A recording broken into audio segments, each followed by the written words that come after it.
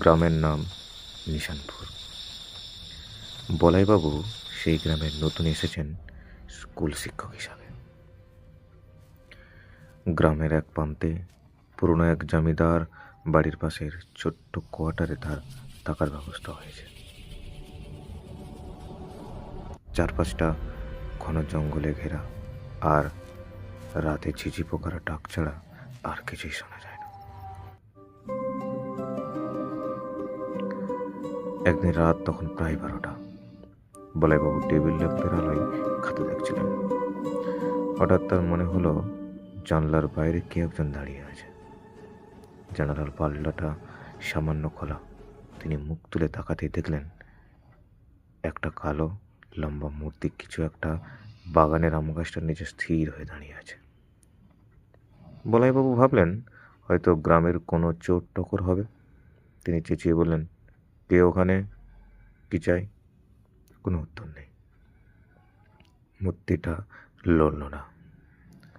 বলাইবাবু টর্চটা নিয়ে সাবধানে বাইরে বেরিয়ে এলেন, কিন্তু গাছটার নিচে আসতেই দেখলেন সেখানে কেউ নেই, অথচ মাটির উপর ভিজের পায়ের ছাপ স্পষ্ট।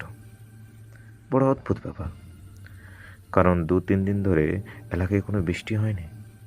তিনি ঘরে ফিরে এসে দরজাটা ভালো করে বন্ধ করে দিলেন, কিন্তু মনটা খটকা হয়ে গেল। শুতে যাওয়ার কিছুক্ষণ পর হঠাৎ তার ঘরে চলে সপাত সপাত করে শব্দ, ঠিক যেন কেউ লম্বা কোনো চাবুক দিয়ে চালে মারছে।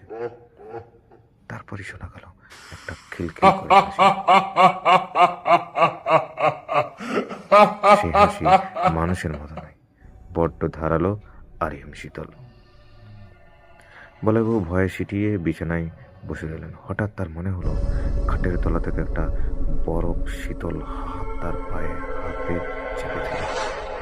চিৎকার করতে গিয়েও তার গলা দিয়ে কোনো শব্দ বেরোলো না। কোনো মতে টর্চটা জেলে খাটের নিচে মারতে দেখলেন সেখানে কেউ নেই, শুধু মেঝের উপর ভিজে কাদা লেপটে আছে। পরদিন সকালে গ্রামের মোড়লকে সব কথা জানাতেই তিনি গম্ভীর হয়ে বললেন, মাস্টার মশাই, ওই বাড়ির পাশেই একটা পুরনো পাত হয়েছিল, যেটা এখন বুঝিয়ে ফেলা হয়েছে।